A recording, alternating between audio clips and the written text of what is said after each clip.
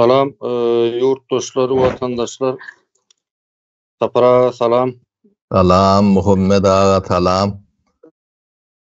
Abdurrahman Oğlan, salam. İyileşlere de salam. Dinleyicilere de. O dinlemeyenlere de salam edelim. Var ya kan dinleyenler olur. hava. Dinlemeyenlerim. Näşe käwir nemeler var. Ýagdaýlar diýen şol halkyň gündeminde, halkyň günlük aladasy gündeminde bir meseleler var da, şolar has öňe çykýar. Gynansak-da ýöne oňa ziýany ýok. Biziň hem aýdýan zatlarymyz asliyetinde has bir neme gündemler, has bir öňe çykmaly möhüm gündemler. Ýöne häzir saparaga men şu ýerde bir nemelerim bar da. Epes aradan soň täzeden bir agyr gürüňlere girdik. Muny bir mümkinçilik boldugundan dowam etmesini isleýän mene. Bir seňe mümkinçilikleri bolsa şu meselelerde bir düşündürüş aýdyp berseňiz, öz pikirlerinizi paýlaşsaňyz ildeşlerimiz bilen. Ya nesip. Şimdi Başardım. Şimdi häzir şu men bir başyndan gireýin, ene şu taýda bir şu jemgyýetde seredýäsde häzir şu gün jemgyýetinde seredýäs bolyp bir halk köpçüligi şeýle bir ýagdaýa gelipdir. Şuna bir gysgaçyk özet diýilýär-de. Mazmun edip aýdanda şunu özüni ýok edýän bir millet häzir ortada. Onum nähil diýip aýtsam bir gündemleri kiçelipdirmeýi, her kim bir öz gündemini has öz içine çekipdir. Diňe öz günüň aladasy bilen diýen ýaly o ýagdaýda da bir millet ýok bolýar-da. Sebäbi o taýda hem umumy, ähli-umumy bir bahwit bolan meseleler ýa-da ähli-umumy bahwidi bolan şertler hiç ýeli üstünde durulanok, seredilenok. Bu şeýle seredýäs bolan daşardan gelýän täsirler bilen özüni ýok edip barýar-da bir millet. Biziň milletimiz. Beýleki milletlerde de elbetde öz aralarında her türlü ýagdaýlar bardyr ýöne. Bizde häzir men şonu görýän-de şu hakynda bir nemeleňiz, pikirleňiz, düşünjeleňizden bir alsak. Doğru. Muhammed Ağa. Sonra olluğum ya da sonra onu konkretleştirecek mi? Umumi sonra ollu. O dengi ya.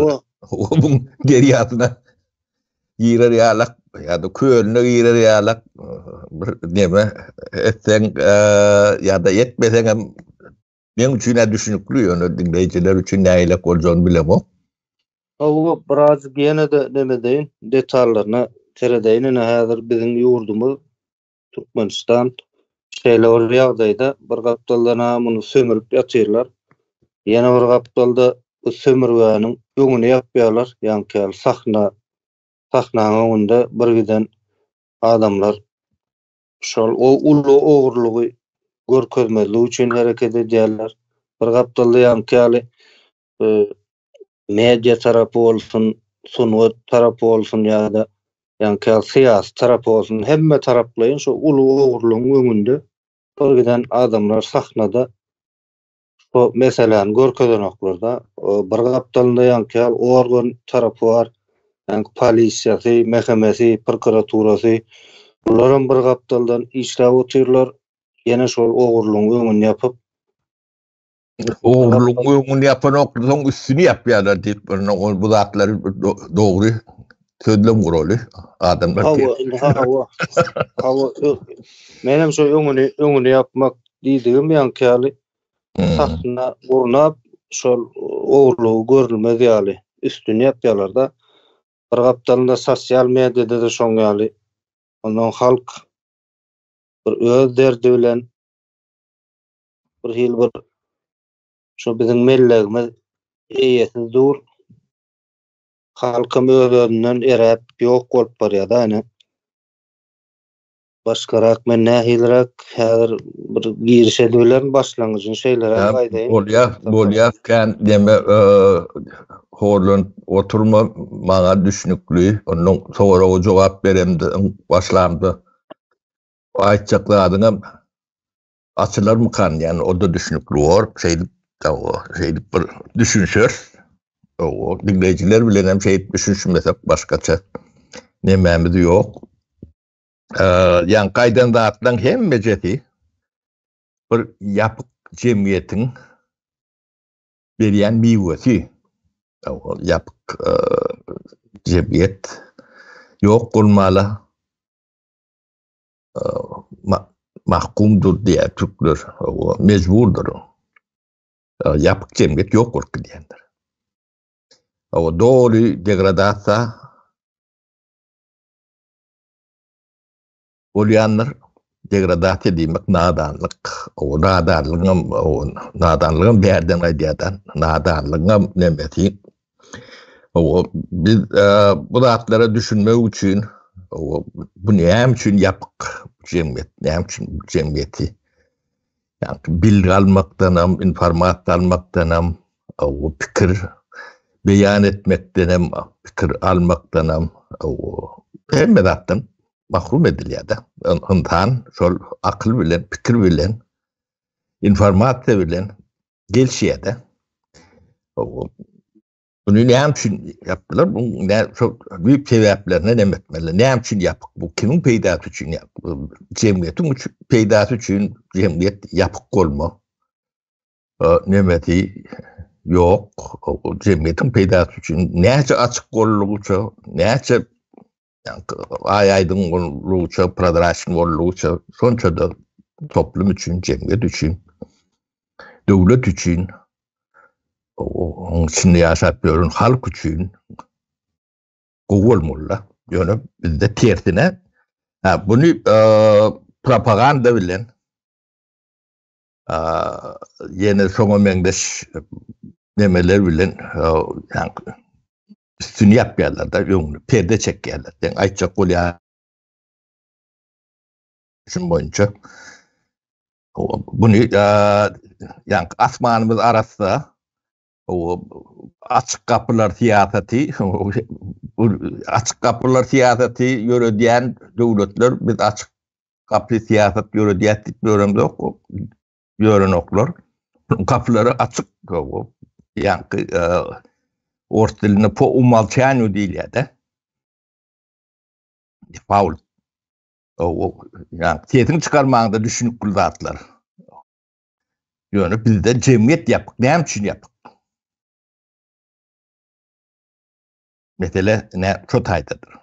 O sen o devletin rehberliğine işleyen adam oldu, fikir eden adam oldu. Yani devletin kuruluşu, devlette burun topar institutlar vardır, kuruluşlar, devlet kuruluşlarına devlet institutları değil yani. Şolun işlevliği vardır ya da etmeli borçları, maksatları, jogapkärçilikleri bolýandyr. Şol zatlar işlewli bolmasa, real, yani hakykatdan işläp duran olmasa, şo zatlaryň hemme jeti halkyňam, döwletiňam, jemgyýetiňam garşy işleýändir.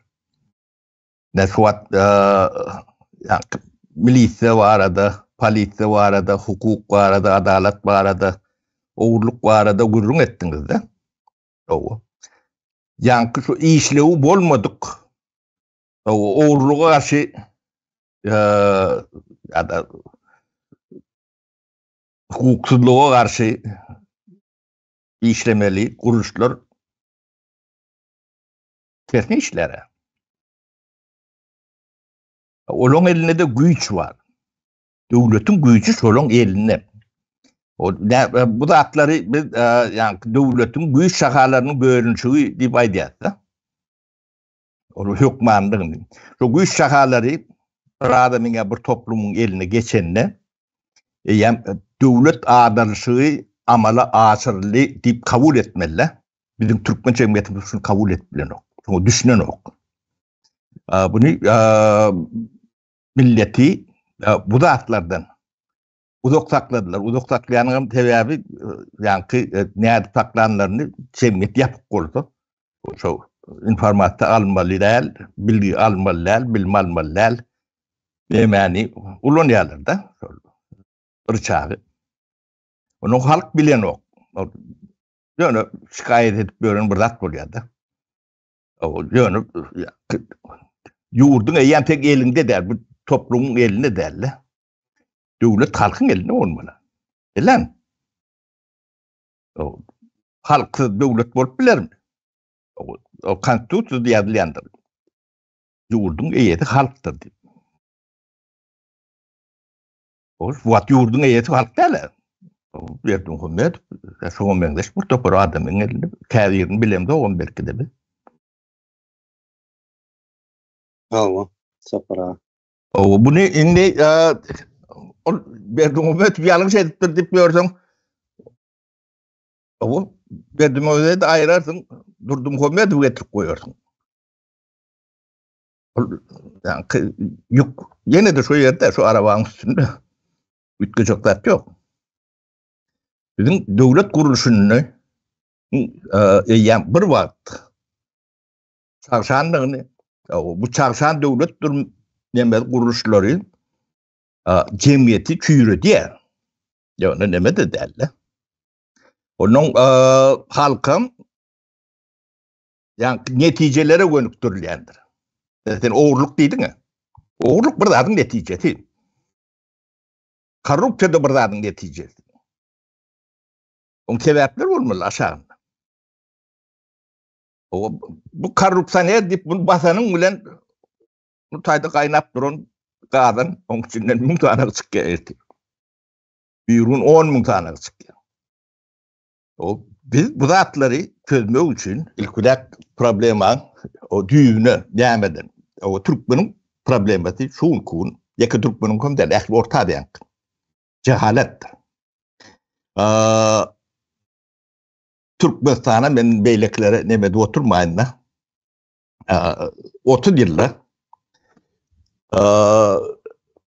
liyakatlı iliyede yani profesyonel yani teknokrat nemeli bilgili adamlar da liyakatlı adamlar, devlet adamlar değil ya. Türkmenistan'da 30 yılda devletin başına liyakatlı yani tefiri var nemede liyakatlı adamlar getirilmedi. O yok değil. Var olur. Yani olur bağdığını bildirse kelleti diye sesini çıkarmada da hiç kimin faydası yok da. Ben ne Türkmen devletinin o hükümetin başında oturanlar o bir hükümetin karşısında uğraşanlar. O da ikilidendir. O yani instruktör derecelerindendir. Haydi birinin cahilliğini o kent görüvermelidir. Sebebi Türkmenin problematiği cehalettir.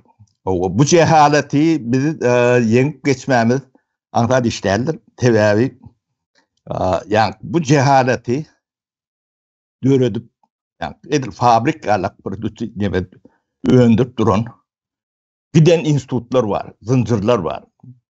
Kadiğinden, yatılısından, mektebinden, yukarı mektebinden, akademiyetinden, ilimler demesinden, institutlarından şoňa çendi cahil yetiştirýän. O cahilin nemesi yani Xitay'ın duvar var da Xitay nemesi vardır. Krepis diyor. Ondan o Türkmenin tanrı uğra demeden de sondan demeden. O biz görüşemizde de o cehalet bilen görüşemizde yok. Berdim hükümet bilen görüşüyor. O bir adam bir tamtıcak. O cahil, o bilgisiz, bilimsiz, ahlaksız, pembe atmadı. O näme diýenden bilen ok. Neticesinde näme bolýandy da düşünen ok orada. O bir cehalet demeni o denk geçmek o antap değil. O bizim gönlümüzde şu an Berdimuhamedov yok. Berdimuhamedov bir adam.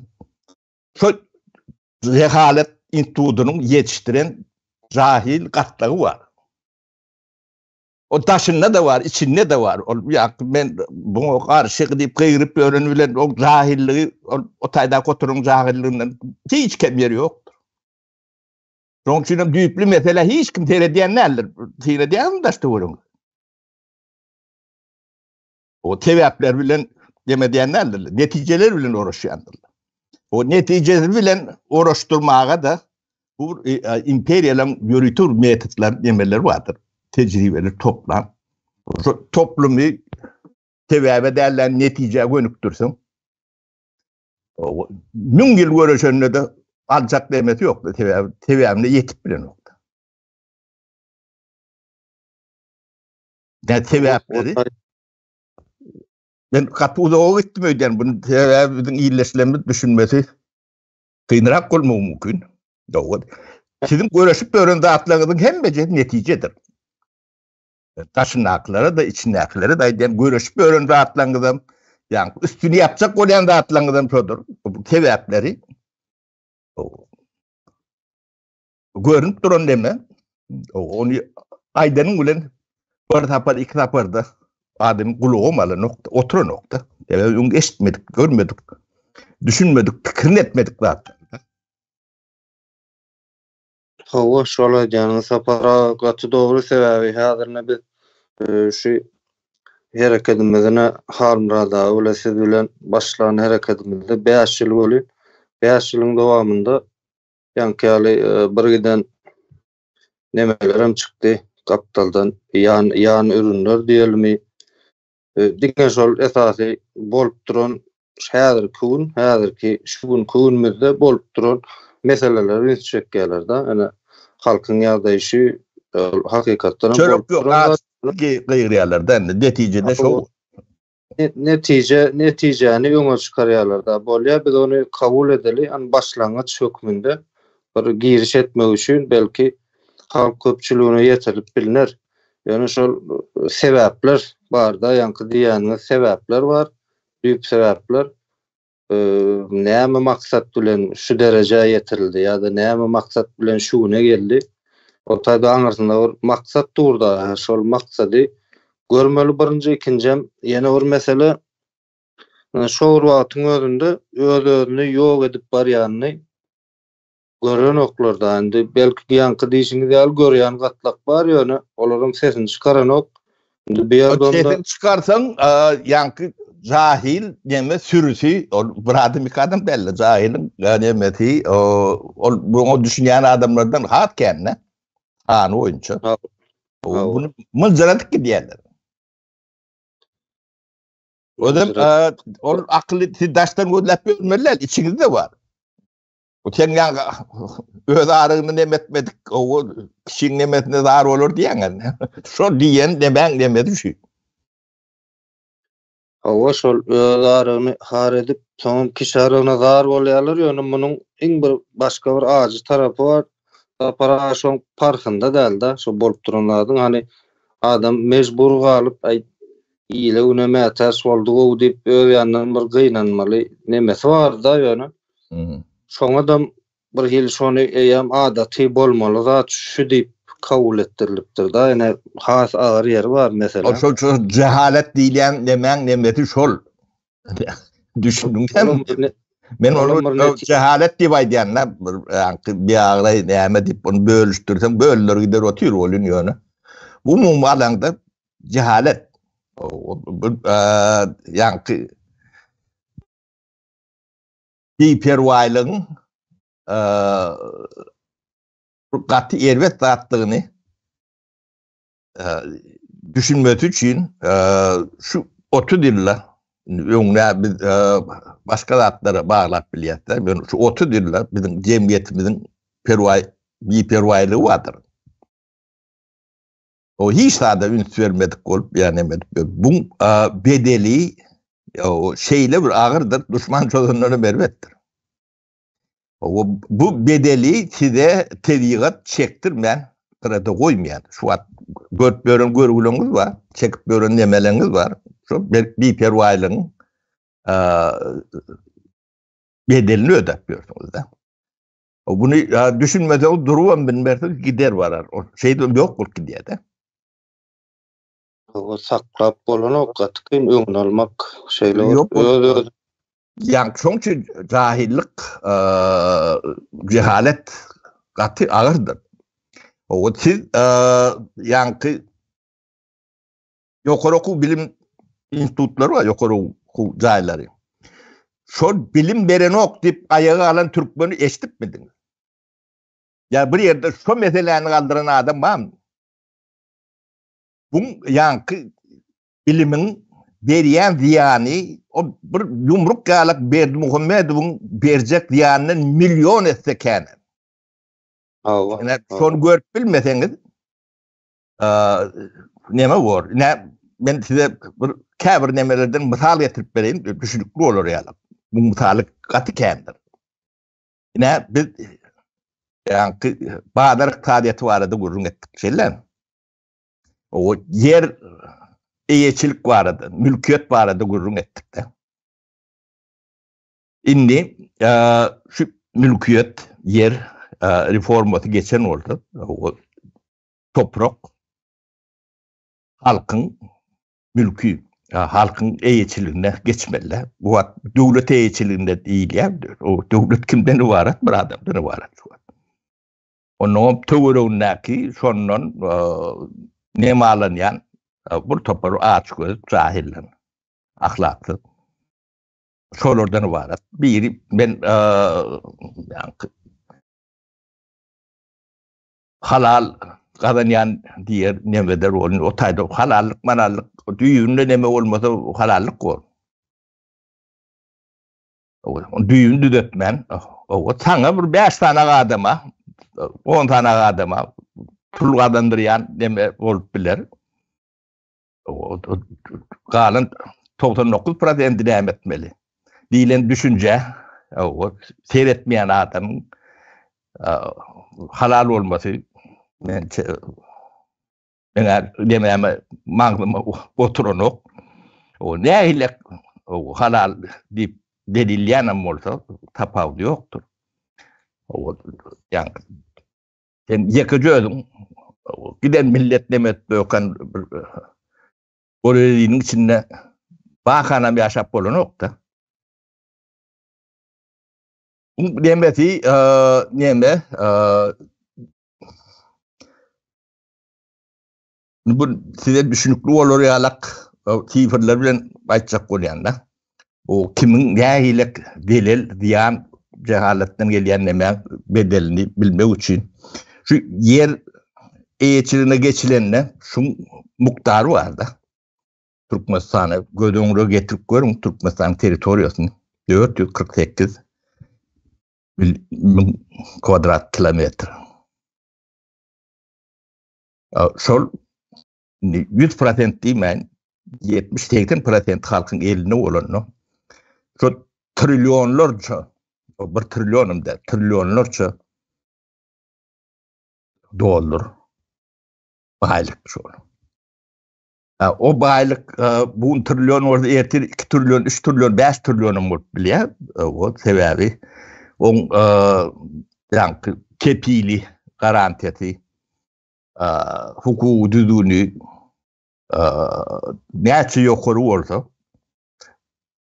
o sonuçta da ödünü çekici hemen bağlar nemeti kalıyor da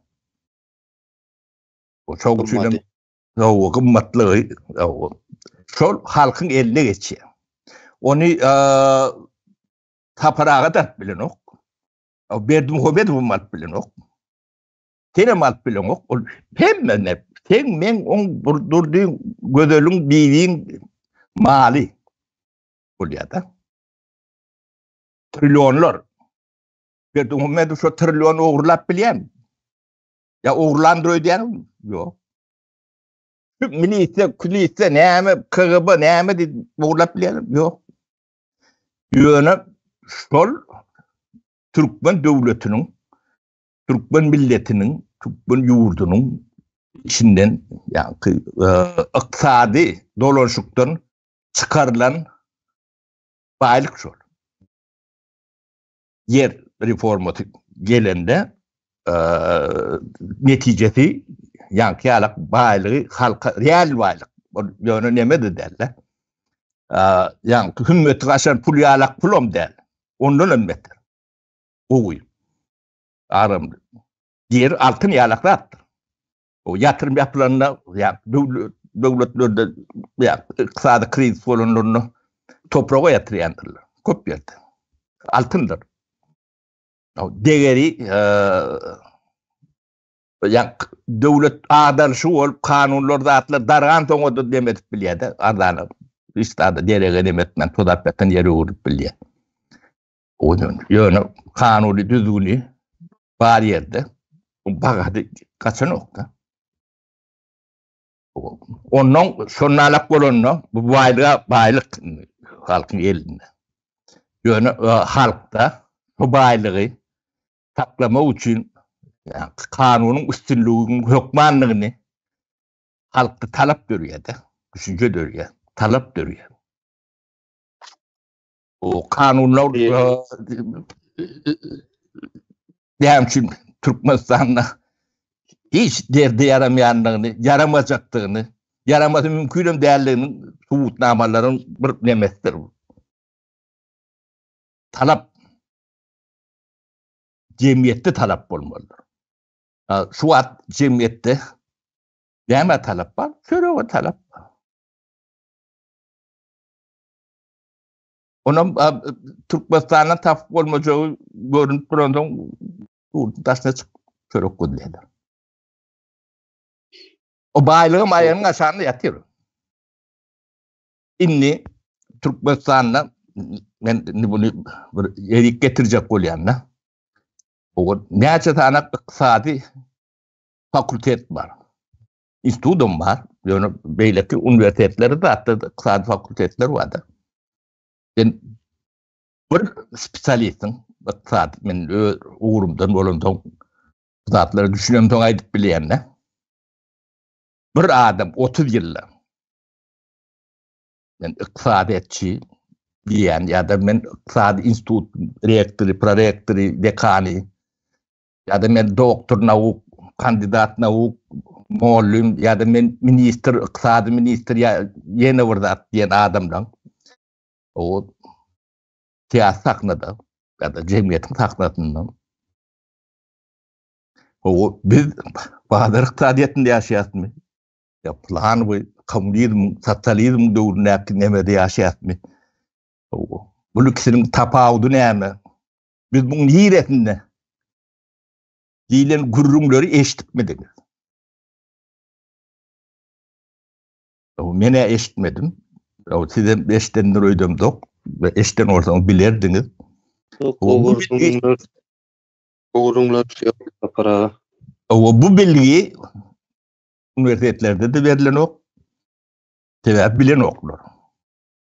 Yani cahil yetiştiren diyelim nemeti ödüm ben yeke bir toprağın nemetini ayttım da.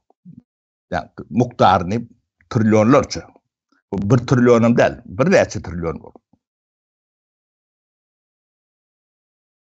Yani şunu şu bilgiyi önüne büyüt şu cahil nemeti. Yani cahil yetiştiren diyelim nemeti. Bunun bedeli ne trilyon. O trilyonun nemediğini yazıp ne olduğunu tanak koyuyorum.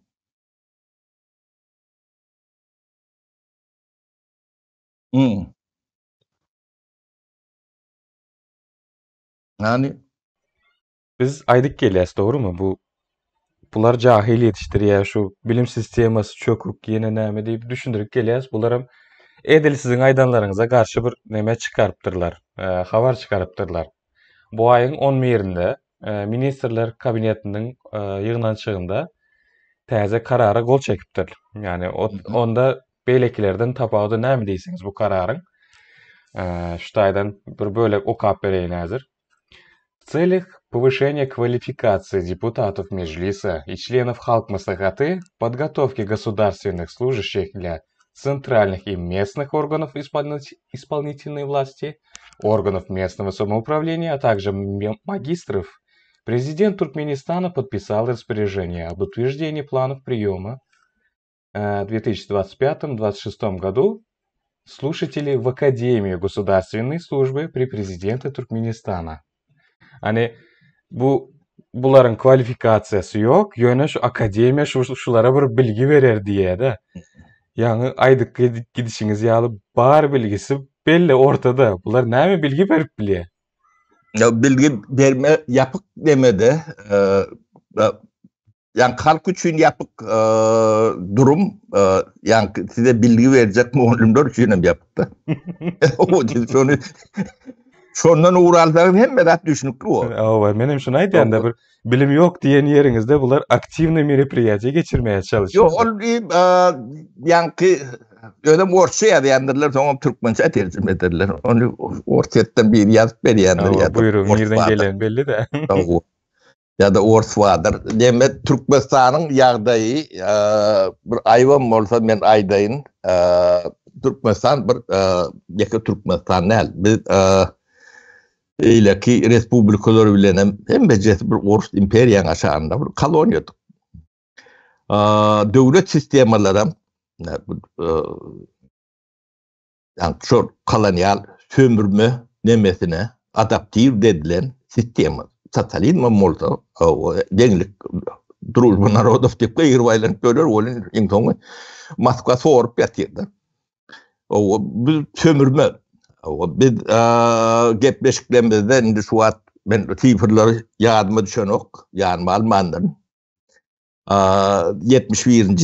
yıllardan beri Türkmenistan'dan alyalardan trilyonlar neçe trilyon o mutiç köpük töleme ne bitem şunlarla bu yani Türkmen bunu bilen o neçe diyenli der ölçüleyenden bilen oktur orada şu adam bilen oktur bu bilen rahat diplomat böyle o bilen pok yok o doğru toplum degradasyon etti o başının hatları mecbur ediyendir gidecek yerleri yoktur sebebi bir gaming için oturuyorlar böyle çağırsam sahiller günlerine tereden de görünüp burada o nehiyle pullu nemeli diyenin ulan yani ahtanenen tüvürün cahil olurdan ten akıllı olur mu?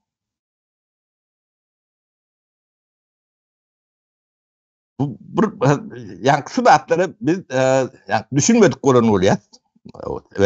Hiç yerde gürleşemiz yok, fikraydışımız yok. O katagan olsa bilgem onu yapık oluyor. Yine şu baylığı biz 90. yıllarda şu datları düşünen adamlardık. Ben yekedeyle. Mesela onun içinde bir iridim. Akıllıdan bellidir belki de. Böyle Bahadır kadiyetine geçilmeli, kabul edilir bu zatlar. Geçmeye başladık. Şu kalkodlar, tabkodları privatize edip başladık.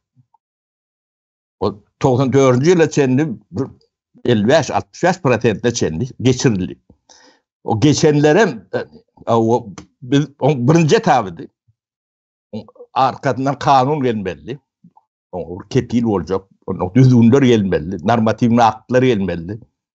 Onu bir zat yönünden yürümese böyle kanunu talep olmasa yönü kanun şeyle çıkıp bile nokta. Çıkanını da işleyen yok.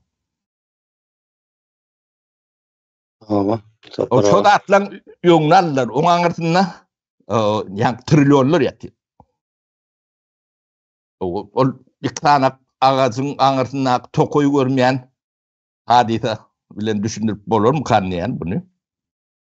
O şu trilyonlar o sizin elinizde ne? Bay yere yeti Türkmen o bu kul volt bilir mi?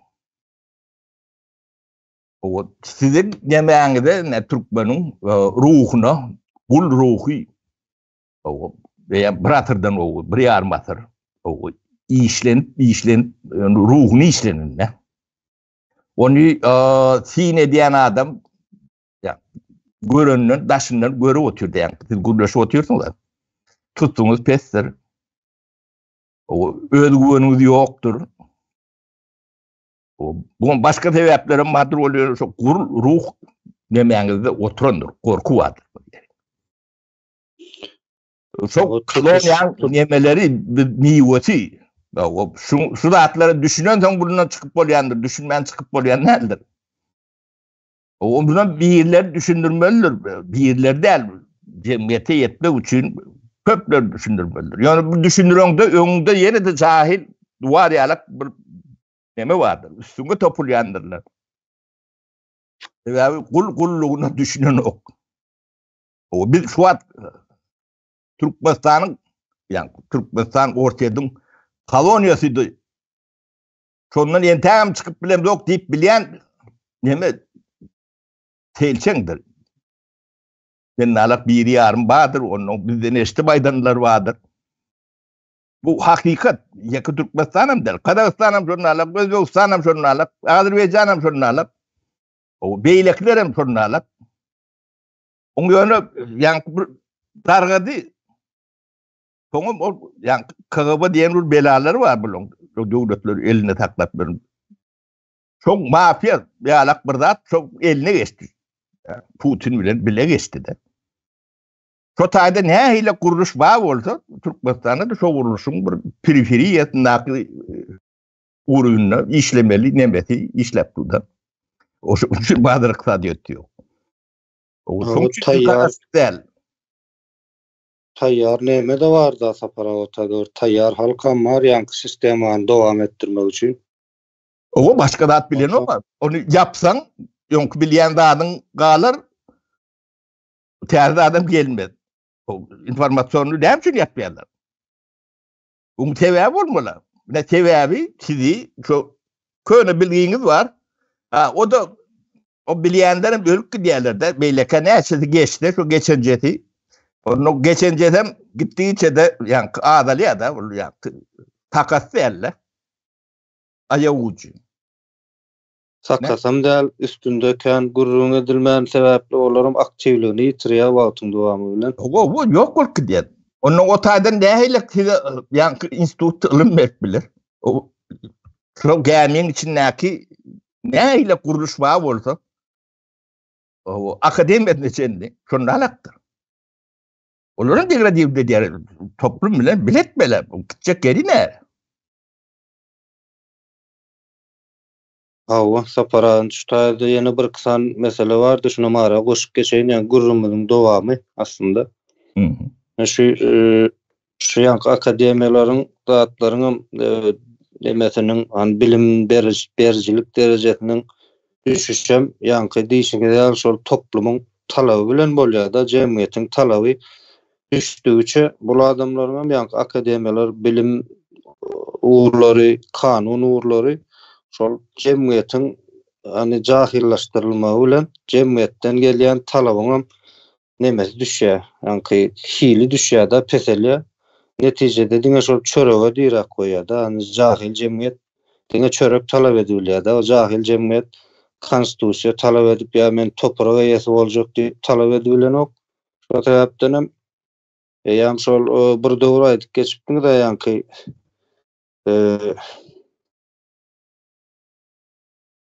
atrisatyny seleksiýa diýipdiňiz da.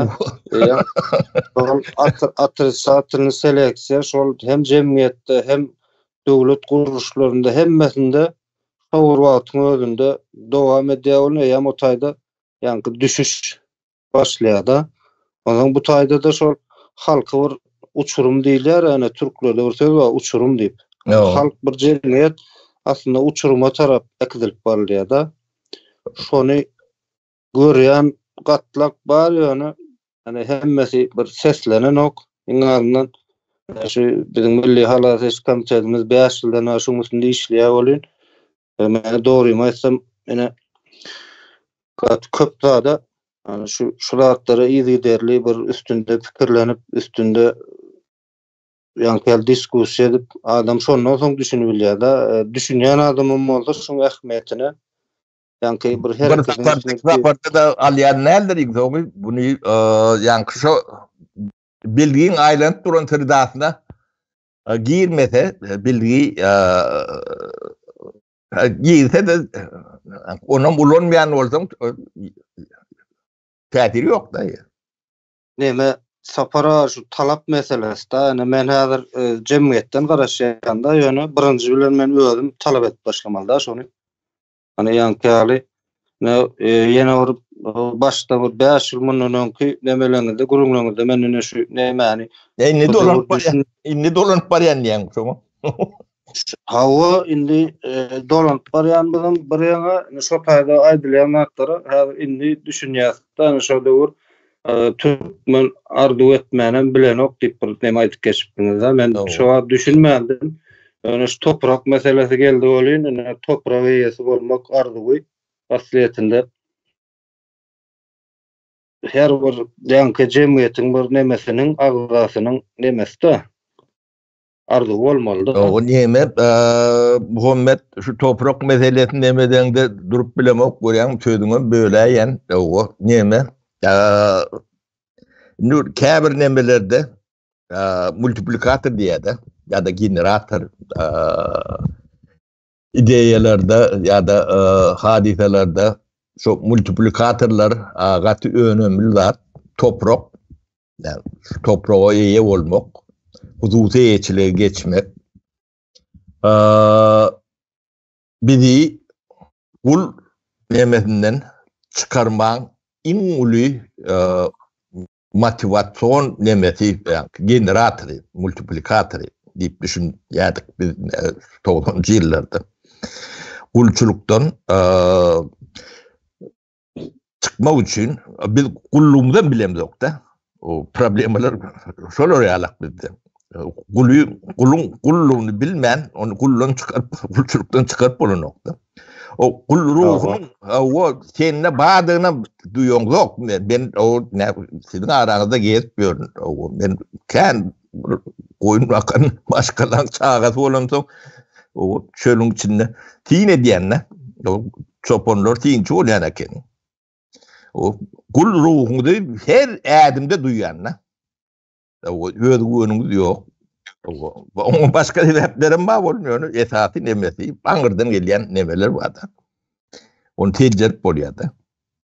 Şonu sizi yereyeti ederler bolýan. Ne yer agaty diýip türkçede eşdiýänsiňiz şeýlem. Şu agalar bilen gürleşip gördüňizmi? Yer agalary. Ha nälikdi? Şolar boýuna nemeler Rili önüne göwnüýet diýen diýip bir söz bar türkmende. Şol howasy bar da adamlarda. Hemme zady bardyr. Gurby gujuram bardyr. O ne türkmeni ilküle toprağının eýeti edersin bolýan. O düýün kul bolanyny düşünüp başlar. Onu ikinci, üçüncü arkada ýem özüne güweni ýetýän özünü bir adam hata edýän bilen gatlaklar dörep başlar. O siz dünýede yer eýeti, toprak eýeti kul görmediňiz. Ha? Yok, toprak eýeti bolsa eýam ol kul neme döm bolany onu deňeşdirmem bolany toprağa. Inni bu pul ýanky baýlyk demesine deňeşdirip demedeli. Ne islenlik şäher alyň. İstanbuly demedýän o sebäbi şu taýda ýanky türküň ata sözleri ýalak sözleri bardyr. O İstanbulyň daşy topragy altyn. Eşdämdiň şonu? Hawa Elmadama da bar ol taş toprağı altın. Hawa dämçi diýil ýa. Ne İstanbul ul şäherde üstünde binalar vardır, jaýlar. Şolun bagasy trilyon dollardyr. Näçe dedim biz hataplap demedi oturmaly ummatydyr. Şoň iň adından ýarty 50% toprağın bagasydyr. Fikrimçe 50%'inden o pulum halkınkidir, halka elinedir, halkın elinedir. İnni deret yer titrer, teviyyüvet bakçılıklar var, yangın var. Üstündeki yıkılar, yanar, aşağı alayandır, toprak. Elinde. Teviyyüvet betbakçılık olanlara giden yeri yoktur.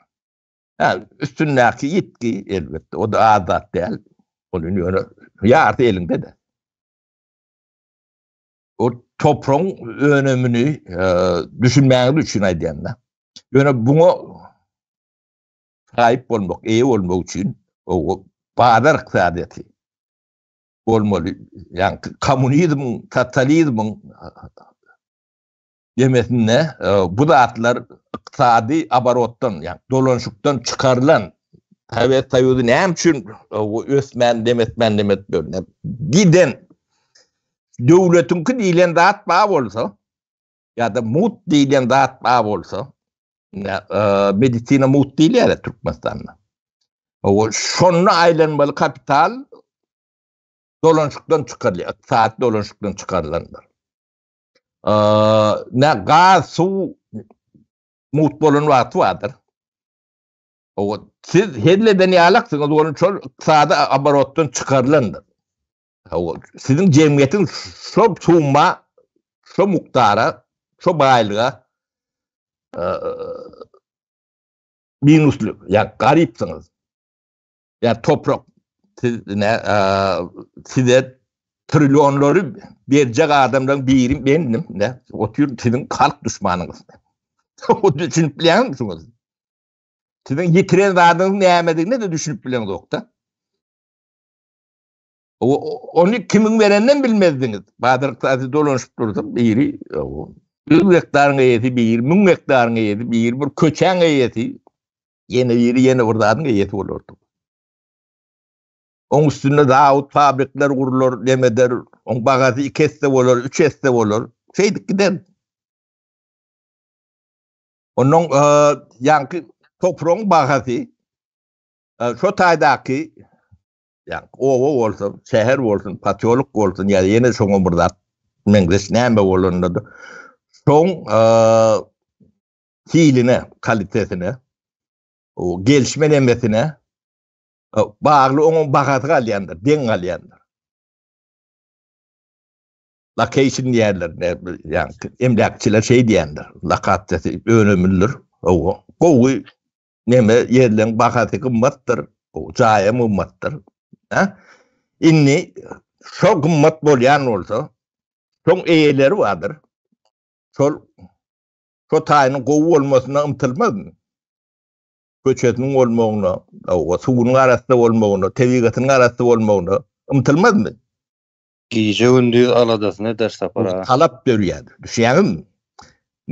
Türkmenistanky tersine yani şoň nemesin problemasyny jemläp aýdym bilen ýokda. Marinalyň bir tane azot zawudy vardyr, ya karbamid zawud diýen. Şondan çykýan zäher o sizin toprağınız, nemeğiniz, hudusu olanlarda 2 köpüğe de alınır yalak eden ok, zehir bilen deme diýerlerdi.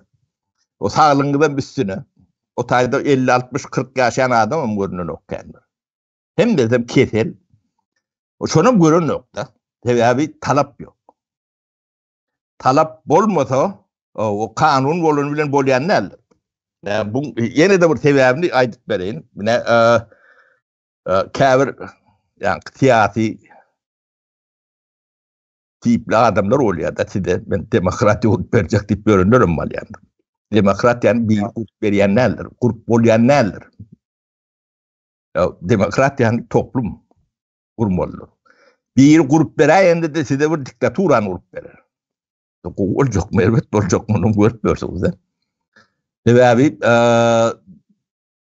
demokrat toplumun talabıyla şoň jogapkärçiligi bilen gurulýan da demokratiýa demesiniň içinde oturandyr. Köpüň nemesi. O men hiç ala detjek gel, jogap berjek gel, gowy ýaşajak diýen türkmen görýän şu wagt. Onu da öwrenşip durlar. Biri onu edip bermeli ýalar. O bir grup vermeli yalan. O grubun bolmayanlar da düşünen oklar. O men sizin lideriniz olacak. Men size demokratik grup verecek deyip ayırt verenler vardı. Ne olur? Ne şu da atları düşünen son neylik cahilliğini. O ayna dereden yalak görüp bilersin. O bıratları yadınıza düşer mi? Şu da atları aydıp verendim. Hava sapara şu tayda yankı demokrasiýany men edip berjek diýýän adamlara ýa özlerim düşünenok demokratiýa bir köpçüligiň talap esasında öz-özünden Yok, o talap bolmasın bolun ok. İslew bolmasa. Hava. Men size bir demokrat urup berjek diýen yok. O sizde talap bolmasa men gurumda da o işlemýär. Ya demokrat diýmek kanunyň diktaturasy diýmek. Kanun işlemeli. O sen kanuna yani boyun bolmajak bolsaň. Yani kanun o sana gerek gelende kanun, o gerek gelende kanun däp bolsa. Türkmenistan şu açanala. O biri yani ağunun kanun gerek de. Onun kanun gerek geldi. O birini bir kanunsuzluk zat ettiler onun kaptan naktiyetin çıkaran nokta. Önüne gerek gelmeyecek galiba. Hava. Kıynan sattı. Bunun alakadaydı ne halk öyle düşünüp o da birden bolyan da değil. O siz ne ettiniz? O demçil eden yok dilen nemeleri kendi isteyen cehaletin veren soruları. Yani bu loktan girip o loktan çıkarıp öğren de başka edeceklerim yok. O bunu size hiç kim ne borçlu olanı da bilecekler yok. Anda talep olmalı. Toplum. Onu kurulayanla da yani toplumun içinde en bir bölüğü yani o rejime ya o düdüğünü İslam'ın tertip biliyor. Türkiye'de şu an demokratiyan neyme de olan sütunları vardı. İşlep durdu. Perfect ingo demesi deyip kıyınrağım olsa yönü demokratiyan köp nemesi ornaşan nemeden buraya halkın nemetine giren böyle epetli öyle onu yönü şonu ne şu attı yıkılma nemetinde o trenine var ya da biz onun içki işine karşı yani nemedemiz o kolü yönü toplum istemese talap olmasa toplumdan o yani bunu istemeyen rahatlığın tesiri güçlü olsa ya da yani iktidar yani hükümet çolun eline geçti bunu yıkıp biliydi. Yani Türkiye'de ne eylek proses var. Bunu ilerlesen diyemeyeceğiz. Görüneyendir olmuyor. Siz yani şu cevapkarşılığını bolman son ilerlen yokta. Diyor şu talap bolman son. Şu talap diyorum ben sizin batınızı açılacak manası yoktur. Onu doğru düşünün. Size hiç kim kömür edip bilmiyor da. O iki dahil bir yerik getiren de akıllı çıkan ok deyip o yemeğin demesi var. Kim gördüm ben yani devlet bakçalı aydiyada Türkmenistan'ı görün yani iki samtıktan ya bırakıldı çıkan ok diye de o tekeden tüyüt tak bolun ok diye. Ben yani Türkmenistan tanımayan olsa o zatları kulağından geçirip görmeli oluyor. Biz teken kimliğinden o iki tane samtın kimliğinden bilemson demedi ya. Biz aydileyen yalak olup durul. Tapara şu yerde şu yankı aydarlarını da bağlap aytacaklardım. Madana şol islev meselesi. Halk hazır ne hemen isliye kuğu yaşanma isliye yankı ali kulli bayına şu yankı ayda oturan rahatlarımız var da gurruna da oturan rahatlarımız yani toprağı ve yesi oldu yankı ali demokrasiya karşı köpçülüklerini islev bildirse yaşap bilecek şartlarını hazır şu zatları pikirlenmen arzu edýärler. Hani gowy yaşatmaz gelýär. Yani gowy yaşamagyň şertleri bar da, ýani şu meseleler ene şeýle ýöne gowy yaşap bolan, hani gowy yaşamak üçin talap gerek zatlar bar. Topraga ýese bolmak, ýa-da cehaletden çykmak, ondan soň ýani kanuny ýani gowy söz aýdyp geçdiňizde kanun diktator bolmaly diýdiňiz. Kanun ýani demokratiýa kanunyň diktaturasydyr. Kanun işleýär. Kanuny memleket üçin deň. Memleket üçin deň bolmasa hem kanun bolanokda. Endi men diýjek bolýanym şu gowy yaşamak arzuwynyň nemeleri bar. Ýani siziň aýdan atlaňyzda men şonu çykardym. Gowy yaşamagyň bir şertleri bar da. Ýani gynanlar degende bu ýani neme tebiýatyň bir kanuny düdügini ýaly başga nemeti ýok. Sizi zor edip hiç kim ne bağıtlı edip bilir, ne bağ edip bilir, ne eşiretli edip bilir. Bu size şuun içinde söz veren adamlar vardır. Siyasi tribunlardan mi ya da vazife nemelerinden mi? Hem beceti propagandadır, yalandır. Yani sizin size altınatır vurup verecek diyenem yalandır. O kuruluşunu gördünüz. O kalkınış neyme diyenem yalandır. Arkadağ diyenizden yalan. Şu arkadağ diyemesi ya o mentiden ütköşük diyedi. O sen neyle yani bir sana diyemez mi Muhammed o Türkan sen neyle arkadağ olup bilen tip. Ya da Abdurrahman o Türkan.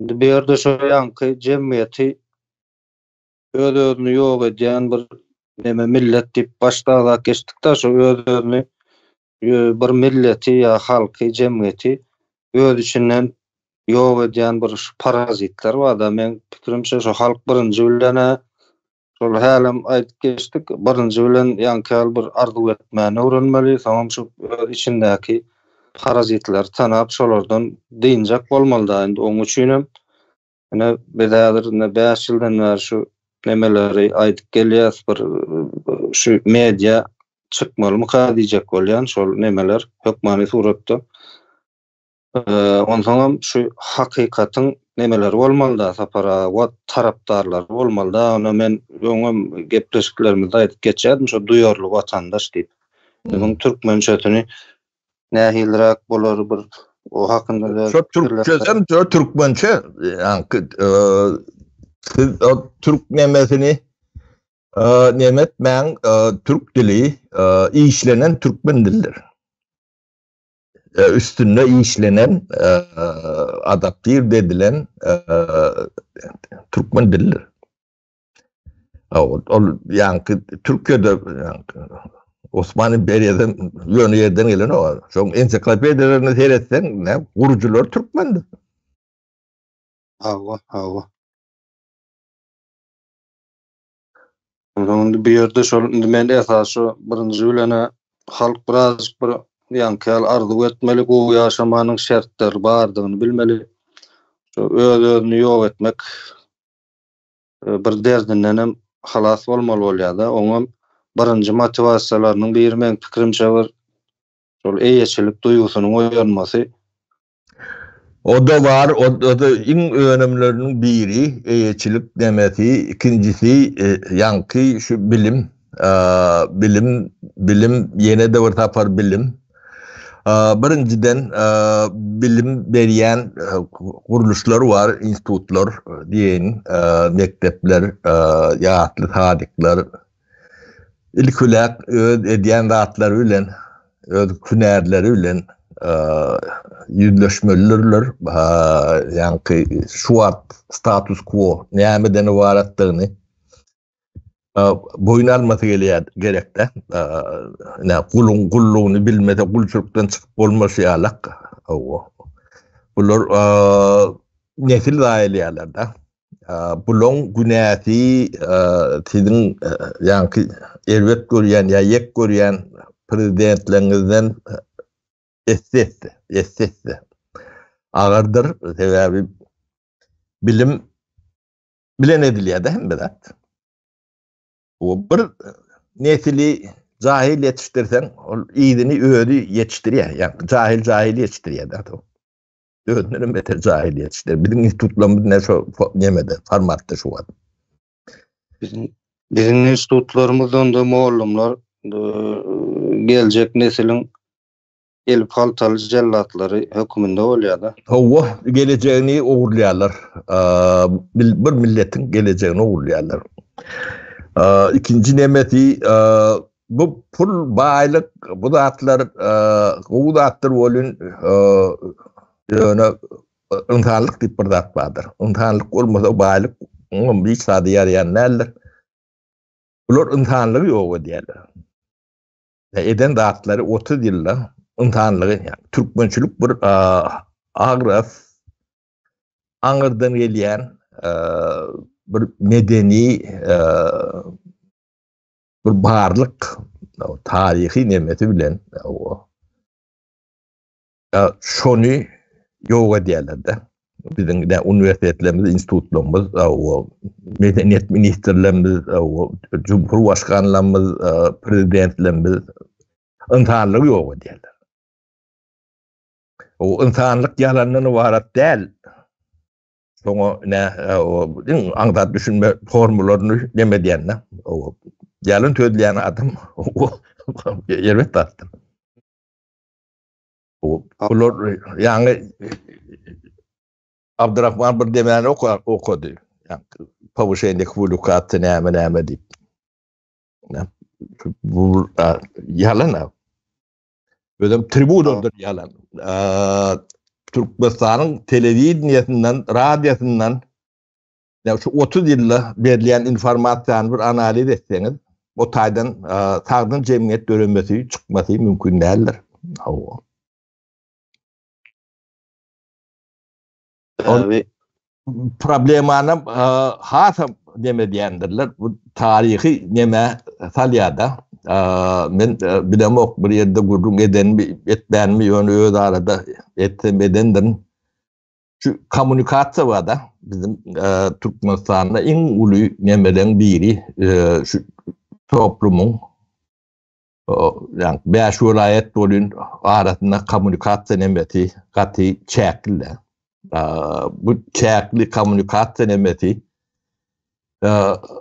tevigi nemeten bar problemati biz umum daşynda yani garawmy gözüňde tutup görüň şo daşynda o daha şo Aşgabatdan 550 kilometr ya da Çerjowdan şonnalar o maram şo bäri yani Krasnovodsk bilen o Marini nemesen 800 kilometr 1000 kilometr yerim var. O kommunikasiýa ýok da. Kommunikasiýany bu ýoklugyny hasam nemekdiler. Ingolmanda ýanky medeni neme var da gazet, jurnal, telewizor, radio, şoňa meňdeşlemelerin bir aktif ýani içerikli mazmuny çüngür nemeli perdaçalarda atlar bolsa täsirini ýetirip bolýar da. Ýöne şo da onu bileşin çäklendiler de. Bu ýyllar geçmegi bilen nähilek deme problema ýokdur. Onu ýöňünden aýdyp bereýin men size. Şulan 5 oblast bar. Şu at şeylere. Soňa waka bir-biriniň diline de düşünmeýärler. Terjimesi gerek bolur. Onu medeni nemede gopor. Onun bir bilen urşup ýören, töwüşüp ýören topluma urlar. 50 ýyldan oljak, 100 ýyldan oljak perspektiwede bolmaly neme şol sebäbi ýanky kommunikasiýa dil medeni tücari nemeler gaýnap demedip durmasa o şol realak neme bolýandyr. Bunun bular neme diyorlar, nangni tade diyorlar. Ne tire tayfa yani o yerli bu yerli nemeli deyip onu yürüte diyorlar. Ne bizim ne şu vaatlara seyreden de Devlet Topluluk Komiteti var ya, KGB nemet. Şol ne kalanyan nemen devamıdığının tuğutnamalarıdır şu zatlar. Şu zatları görmeli zat. O Türkmen'in hopsuzluğunu icra eden nemelerdir. Bilkastayın izalyatsa KGB'nin işi. Bilkatlar göz örtülü görünüp duran zatlar bunu yönde bilmedim. Cahillik neme bilmesizliğe salıp demetip yor. Onu ben düşünüp bilemok. Olun bu katı yerbet zattır. Son yine de şu neutralitet arada kendi uzun ediyorlar da. Asmanımız arasında diyendirler. Şeyler. O asmanımız arasında demek. Ben nememde bizim PVO diyeler de. Protivвоздушная оборона. Bizim PVO'muz yani hava koruş sistemimiz yok demek oluyordur. Ben PVO'da kulluk ettim armada, Soçi'de. Adler'de yani Türk'ü bilen nemen hava nemesini taklayadık. Onun asmanımız arasında değil ya da yani şu PVO yani akvat etmeyen olur da arasında oluyor da. Düşen ne şu hakikatleri seyredip gören Türkmenistan'la Protivвоздушная оборона diye yani hava koruş neme beş köpük verenlerdirler. Oturuyoruz. O neutralnetine geleli. Neutral niyeler? Neutral niyeler tek koşunum yok demektir. Onu da harcayanlardır. O da uğurlanan pullar. Bu hem de devletin bütçesinden gitmeli dağıtlar şolar. Bunlar uğurluğu şey deme diyorlar da.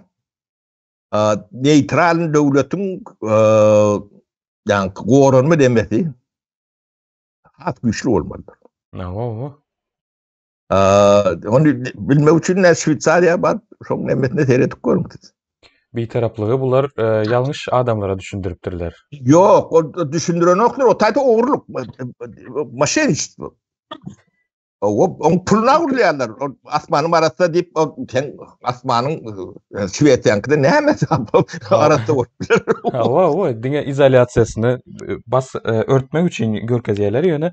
Men aytjak bolýanym adaty halka bir taraflığı bir kowu bir zat ýaly görkeziyerleri de ine Birleşen Milletler tarapyndan 3 gezek tassyklanan diýe.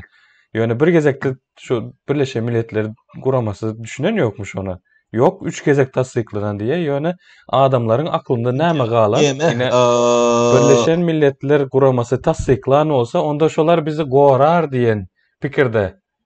Olar Abdurrahman Ulatlar hem meceti maşençistvo değil ya. Yani rahat nemesinde.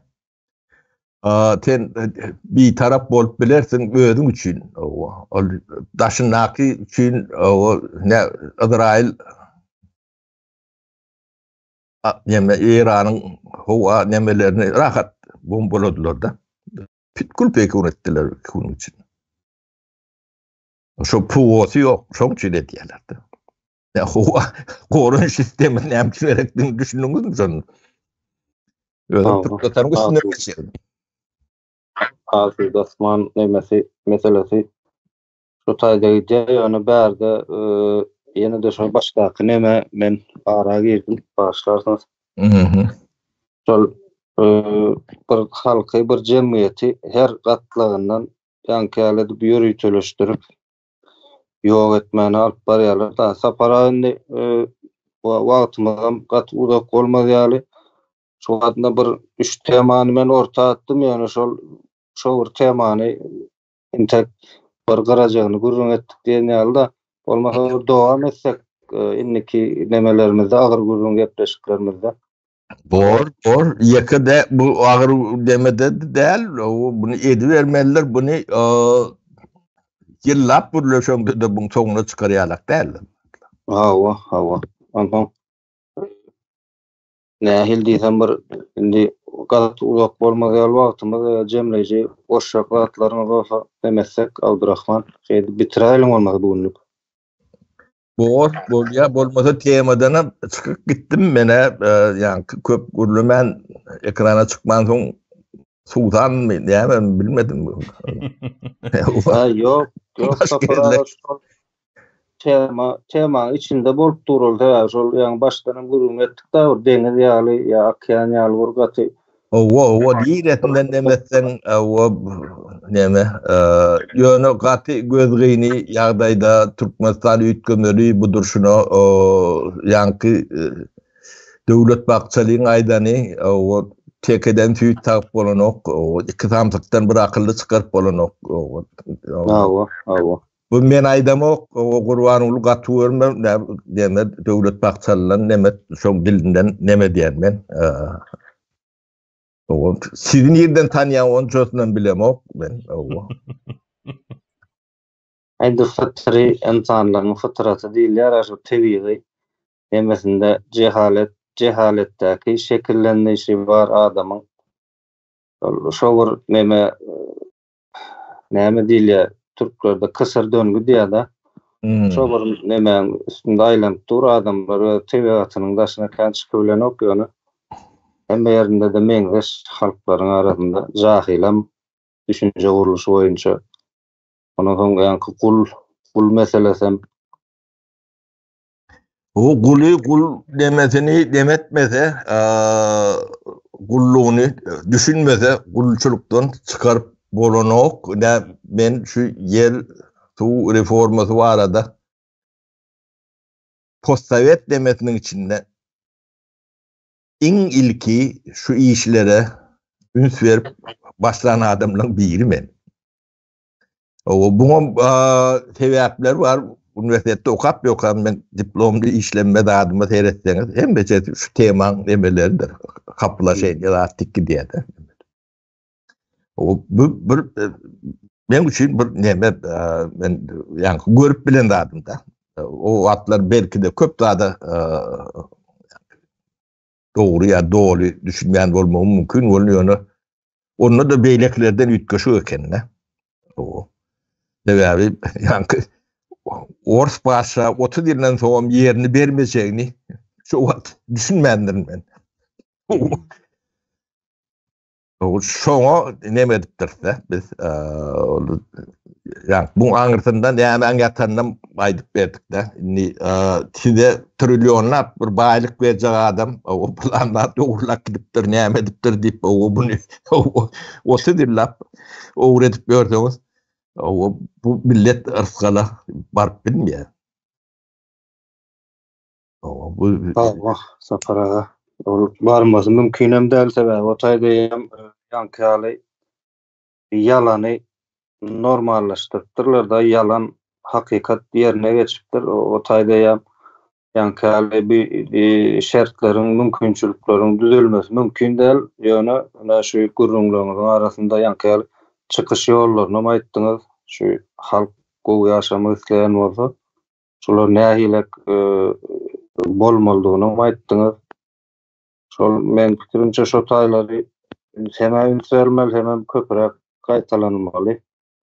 Görmeden bir näme hökmünde ýanky işleriň içinde gelip belli wagtdan soň adakanda düşünüp başlanan adam hökmünde menim şaýatlygymy goýýan ortaçdaýda. Näme gowy ben näme zatlardan bir ýanky näme elbet görüp öýkelap ýa çekinip demedip duramok men demem görüp dur nähilek bedi demeselerim ýöne adam Türkmen näme dep göwüne diýär. Bizim kete Türkmen ulansan göwüne diýär. Şu yamanlap men demek gören adamlar var da. Olur okey. Bir işim nemesinde biri buyurup verip bir nemediptir. Yönü başka biri ne tanıyan adamlar kene.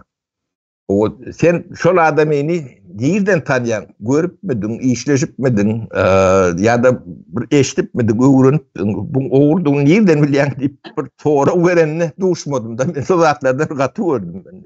Yollaşılımdır bu yerine.